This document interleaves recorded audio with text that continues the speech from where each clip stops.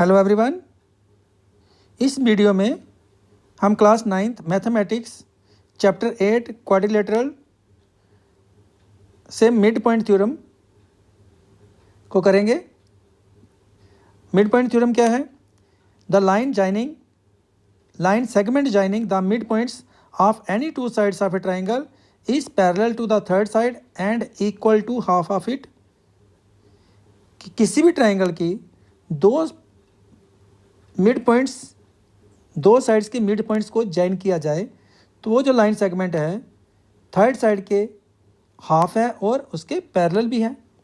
हमें क्या प्रूव करना है कि किसी भी ट्राइंगल में जब हम दो साइड्स के मिड पॉइंट को जॉइन करते हैं वो जो लाइन सेगमेंट आ रही है वो थर्ड साइड के पैरेलल भी है और उसके हाफ भी है। तो करते हैं इसको स्टार्ट। हमें क्या दिया गया है? एक ट्राइंगल दी गई है जिसमें उसके मिड पॉइंट्स हैं। ट्राइंगल का नाम दे देते हैं ए बी सी और उसके दो मिड पॉइंट्स हैं, एक दो साइड्स के, किसी भी दो साइड्स के। हमने ए बी का एक मिड पॉइंट ले लिया और एक साइड ए सी का ले लिया। तो गिवन क्या आ गया हमारे पास?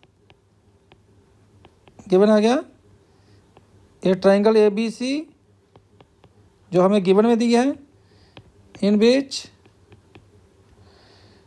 D and E are the midpoints on sides AB and AC respectively। कि दो साइडों के मिड पॉइंट्स हैं, ए बी का डी है और ए सी का ई मिड पॉइंट है। और ये जो लाइन सेगमेंट बनी, अब हमें क्या करनी है? ये बताना कि डी ई जो है वो बी सी के पैरेलल भी है और डी ई जो है वो हाफ भी है बी सी के, क्योंकि थर्ड साइड तो अब बी सी है। तो D E parallel to B C और D E half of B C. तो टू प्रूफ क्या हमें? टू प्रूफ में इसका फर्स्ट पार्ट है D E is equal to half of B C और सेकेंड पार्ट है D E parallel B C. इसमें हम इसको प्रूव करने के लिए हमें कंस्ट्रक्शन स्टेप की ज़रूरत है, जिसमें हम क्या करेंगे, यहाँ से एक लाइन को प्रोड्यूस करेंगे, डी ई को प्रोड्यूस करेंगे कहाँ तक? एफ तक प्रोड्यूस करेंगे और डी ई जो है इक्वल टू होना चाहिए ई एफ के, D E equal to E F और इसको ज्वाइन करना है हमें सी एफ को। कंस्ट्रक्शन स्टेप क्या आ जाएगा? प्रोड्यूस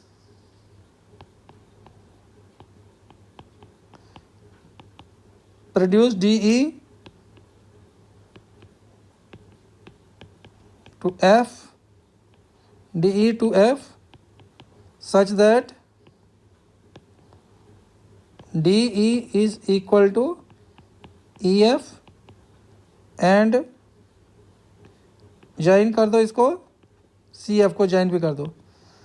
अब हम लेंगे दो ट्राइंगल्स, एक लेंगे ए ई डी और एक लेंगे सी ई एफ। ए ई डी ट्राइंगल में और सी ई एफ में इनको कॉन्ग्रुएंट करना है, ए ई डी को और सी ई एफ को।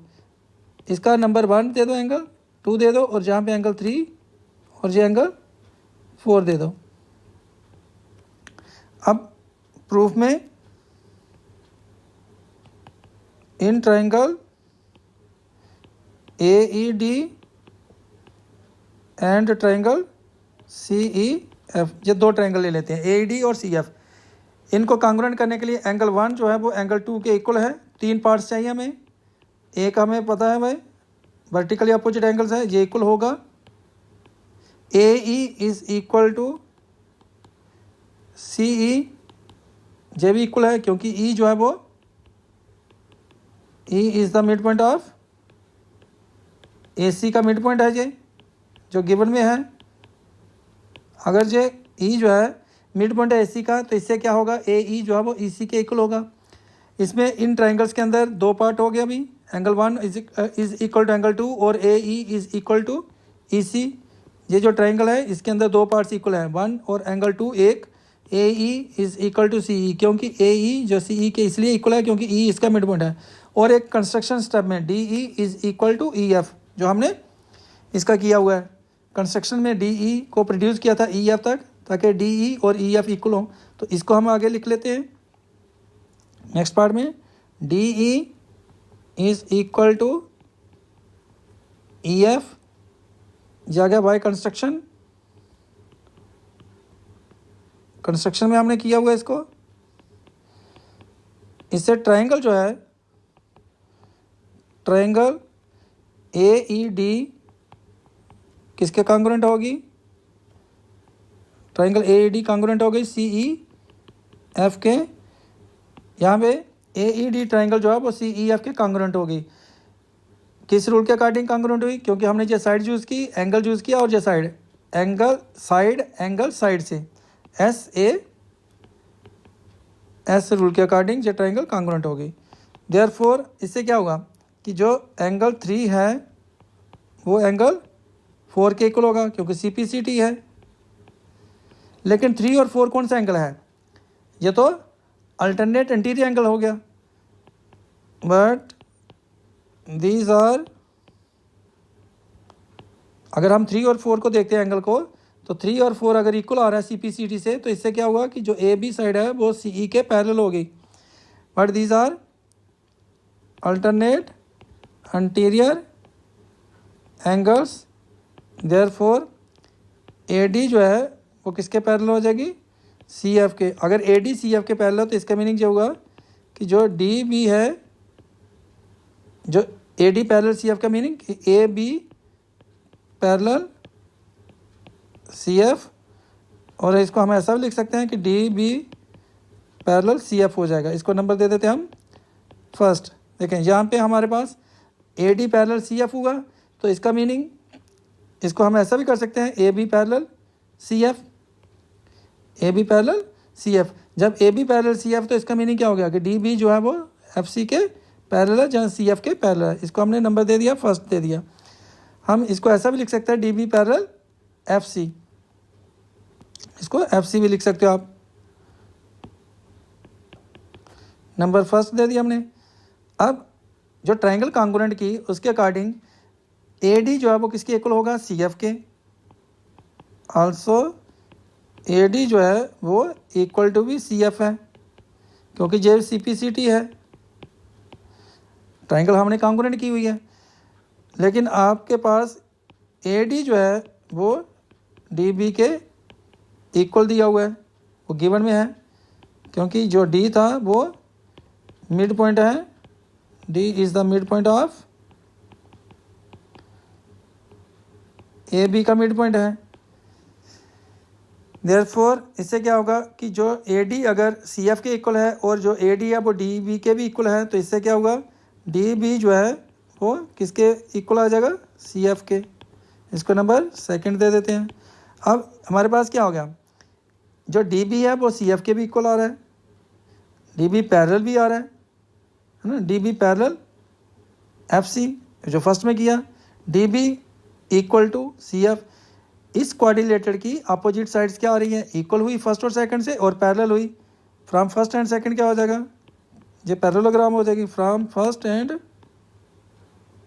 सेकंड जो quadrilateral D B C F is a parallelogram हो जाएगी, क्योंकि इसकी one pair of opposite sides are equal and parallel आ गई। इसलिए हमने फ्रॉम फर्स्ट एंड सेकंड लिख दिया। आप चाहे तो इसको लिख भी सकते हैं, because one pair of opposite sides of a quadrilateral is equal and one pair of opposite sides of quadrilateral is equal and parallel आ गई है। इससे जो क्वाड्रिलेटरल जो है वो पैरेललोग्राम हो गई, इज इक्वल एंड पैरेलल।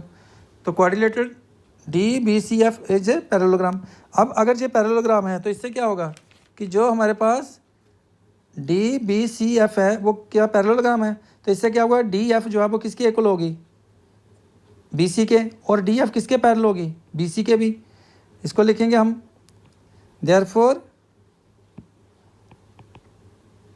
जो DF है वो किसके पैरेलल आ गया, BC के, क्योंकि अपोजिट साइड्स हैं, अपोजिट साइड्स ऑफ पैरेललोग्राम है। अगर ये अपोजिट साइड्स है पैरेललोग्राम की तो ये पैरेलल होगी, तो इससे क्या होगा कि जो DE है वो किसके पैरेलल हो जाएगी, BC के। एक हमने इसको प्रूव कर लिया।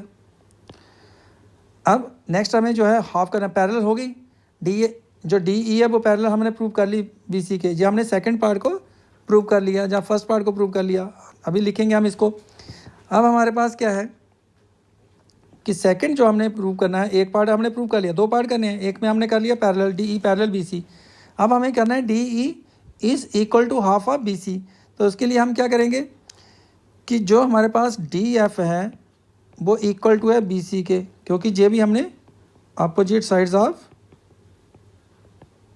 पैरेललोग्राम जो भी हमने DBCF को पैरेललोग्राम शो किया है उससे DF जो है वो इक्वल टू होगी BC के।